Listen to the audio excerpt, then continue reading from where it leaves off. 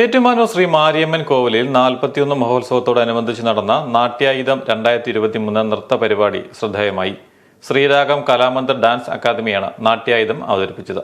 RLV Reshma അജിത്തും സംഘവുമാണ് വേദിയിൽ വൈവിധ്യമാർന്ന നൃത്ത ഇനങ്ങൾ അവതരിപ്പിച്ചത്.